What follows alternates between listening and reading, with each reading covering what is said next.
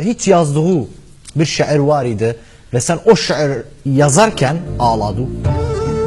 Senin toyu gecesi bir evde düğün idi. Senin toyu gecesi bahtımda düğün idi. Senin toyu gecesi ne kadar bir gün idi. Hayatımı dağıttı senin toyu gecesi.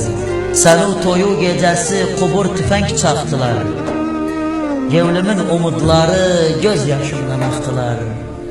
Senin toyu gecesin ha başıma kalktılar. Alem yüreğim yedi senin toyu gecesi. Senin toyu gecesi güzel heleyi taptılar. Senin başıma çiklet, başıma kül serptiler. Aynı bir xerxis kimin seni benden kaptılar. Canımdan parça gitti senin toyu gecesi. Senin toyu gecesi kubur tüfenk çaktılar. Gevlimin umutları gözyaşımdan aktılar. Senin toyu gecesin ha başıma kalktılar. Alem yüreğim yedi senin toyu gecesi. Senin toyu gecesi davul zırna çaldılar. Ayrılığın oxunu yüreğime çaldılar. Senin gelin əzyevlə kəfinimi aldılar. Ölümüm gecesiydi senin toyu gecesi. Senin toyu gecesi zannedirdim yalandı. Aşkımın hasretiyle ciğerim parçalandı.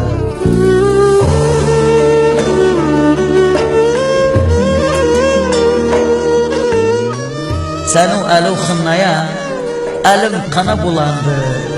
Aşkı kanıma girdi senin toyu gecesi. Senin toyu gecesi benim ömrüm azladı.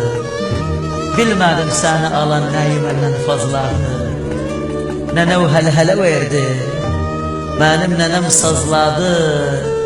Benim yasım kuruldu senin toyu gecesi. Benim yasım kuruldu senin toyu gecesi. Baba bir gün.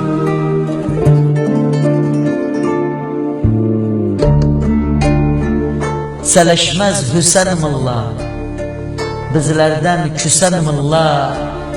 Yasımda Kur'an okur, Kâbini ukesenimullah.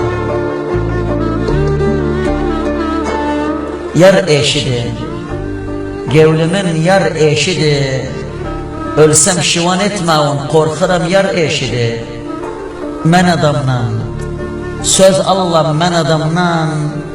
Leşim kapığından geçer, bak yine men adamdan.